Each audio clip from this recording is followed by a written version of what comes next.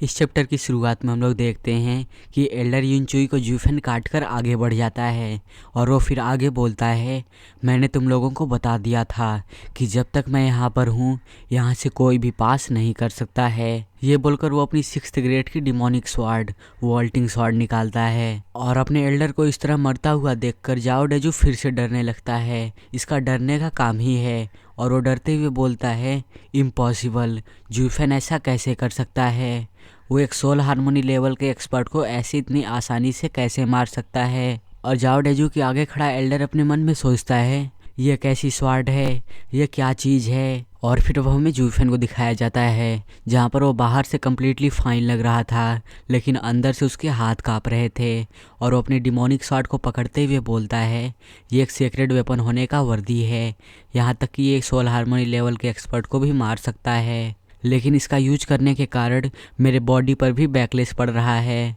और जूफेन की हालत तो तुम लोग देख ही सकते हो, ये देखने में काफ़ी ज़्यादा थका हुआ लग रहा था, लेकिन फिर भी वो अपने स्वॉर्ड को टाइटली पकड़ते हुए बोलता है, नहीं, मुझे इनफ टाइम इकट्ठा करना होगा जिससे कि किंगचन यहाँ से भाग पाए और मैं इस लाइफ में उसके लिए लास्ट चीज़ कर रहा हूँ, शायद इसके बाद हम एक दूसरे को देख भी ना पाएँ। और फिर अब इसके बाद हम एक एल्डर को देखते हैं जो कि चिल्लाते हुए बोलता है, अपने वेपन्स का यूज करो, अगर हमें इस जूफेन को हराना है तो सबसे पहले हमें इसके स्वॉर्ड को डिस्ट्रॉय करना पड़ेगा, इसीलिए अपनी स्पिरिचुअल वेपन को निकालो। और इतना बोलने के बाद वो एल्डर 9th ग्रेड का स्पिरिचुअल वेपन निकालता है और उस एल्डर की बात मानते हुए जिन लोगों के पास भी वेपन था वो सभी निकाल लेते हैं और जिन लोगों के पास भी वेपन था वो अपने स्पिरिचुअल वेपन को फेंककर जूफेन पर अटैक्स करने लगते हैं और वो सारे अटैक जूफेन की तरफ बढ़ने लगते हैं। लेकिन तभी अचानक से उन वेपन्स को हिट करने से पहले ही जूफेन वहाँ से गायब हो जाता है और ये देखकर वो एल्डर शॉक हो जाता है। और तभी अचानक से जूफेन उसके पीछे से निकल कर आता है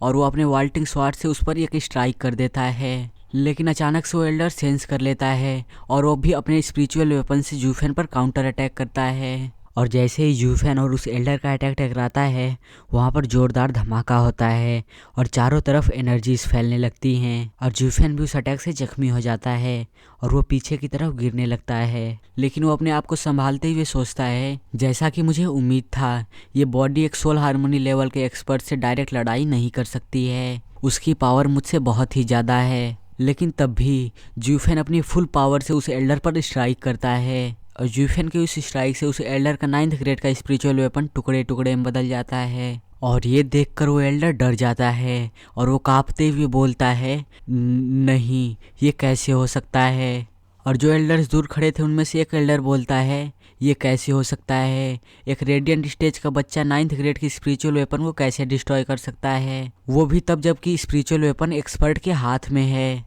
और वो इतना बोलने के बाद अपना दिमाग लगाते हुए सोचता है वो किस तरह का वेपन है, सिर्फ रेडिएंट स्टेज के कल्टीवेशन के साथ इसकी इतनी पावर है। और वो जाओ डेजू से चिल्लाते हुए पूछता है, तुम्हारे साथ क्या गलत है, तुमने मुझे ये क्यों नहीं बताया कि जूफेन के पास इतना गॉडली वेपन है। और जाओ डेजू हमेशा की तरफ फिर से डरते हुए बोलता है, एल्डर किंग टियान, मुझे सही में नहीं पता था। और वो एल्डर अपने मन में सोचता है, वो स्वॉर्ड बहुत ही ज़्यादा स्ट्रॉन्ग ट्रेजर है, अगर उस बच्चे ने उसको होल्ड किया है तब उसकी उतनी पावर है, लेकिन अगर हमारे जैसे मास्टर्स उसको चलाएंगे तब हम कितने स्ट्रॉन्ग हो जाएंगे। और फिर से उस एल्डर को लालच आने लगता है और 9th ग्रेड का स्पिरिचुअल वेपन डिस्ट्रॉय करने के बाद जूफेन के मुँह से भी खून निकलने लगता है, लेकिन तब भी वो अपने स्वॉर्ड को पकड़ता है और उस एल्डर को कोई भी मौका न देते हुए फिर से उस पर स्ट्राइक कर देता है। लेकिन इस बार वो एल्डर वहाँ पर काउंटर अटैक नहीं करता है बल्कि वो वहाँ से भागने लगता है और उसको भागता हुआ देखकर जूफेन यूज करता है divine I of the white का फर्स्ट स्टेज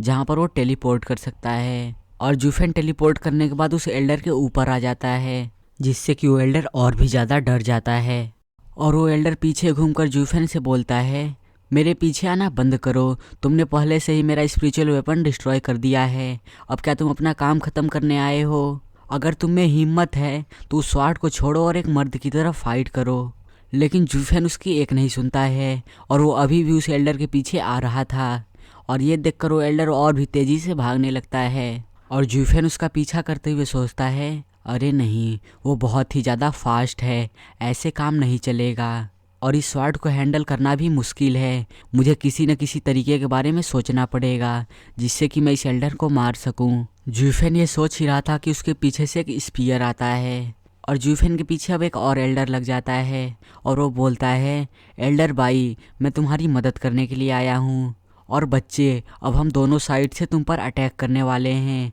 अब चलो देखते हैं कि तुम कहाँ भागने वाले हो। और फिर जूफेन पहले कुछ देर उस एल्डर की तरफ देखता है और फिर पता नहीं उसके दिमाग में क्या आता है कि वो अपने वाल्टिंग स्वॉर्ड को उसके भाले की तरफ फेंक देता है और वो अपने खुद उस एल्डर से फाइट करने के लिए जाने लगता है। और हम इस सीन में क्लियरली देख सकते हैं कि जूफेन की स्वॉर्ड उस एल्डर के भाले की तरफ जा रही है और जूफेन खुद एल्डर की तरफ। और जूफेन को अपनी तरफ आता हुआ देखकर वो एल्डर बोलता है, मुझे पता है कि तुम्हारा राइट हैंड बहुत ही ज़्यादा स्ट्रांग है, लेकिन इससे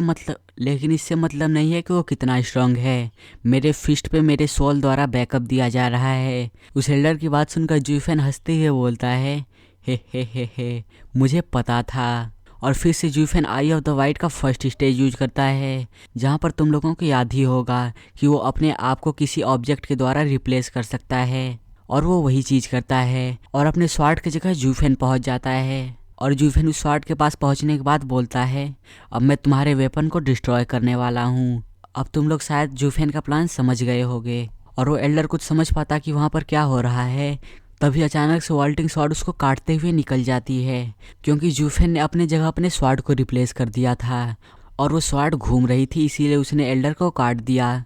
और वो स्वॉर्ड घूमते घूमते फिर से जूफेन के हाथ में आ जाती है और जूफेन एक डेविल सी स्माइल देते हुए